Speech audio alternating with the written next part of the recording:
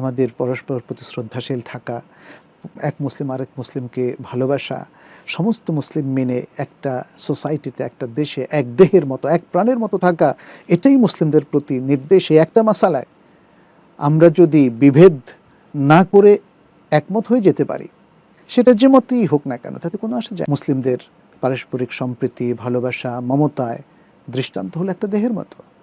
আমরা যদি কোনো দোষ খুঁজে না পাই, তাহলেও বলি যে উনি এ কথা কেন বলে না, ওই কথা কেন বলে না, অর্থাৎ আপনি আপনার কথাটা উনি কেন বলে না, এভাবে আপনারা চাপিয়ে দিচ্ছেন। না, মানুষ যখন সুন্দর ভদ্র জীবন যাপন করে তাকে স্বীকৃতি দেওয়া উচিত। যে ভালো তাকে ভালো বলা উচিত, আর যে মন্দ তাকে সুন্দর নাসিহা করা উচিত, গালিগালাজ না, গালিগালাজ না। এটা আমাদেরকে মনে রাখতে হবে। অতএব ফিকহের যে বিভিন্ন মাসালা আছে সেখানে ইখতিলাফের সুযোগই আছে। দ্বীনের আরও অনেকগুলো এরিয়া আছে যেখানে ইখতিলাফের সুযোগ আছে, স্কোপ আছে। সেই ইখতিলাফের উপর ভিত্তি করে আমরা ঝগড়া করব, এটা সঙ্গত নয়।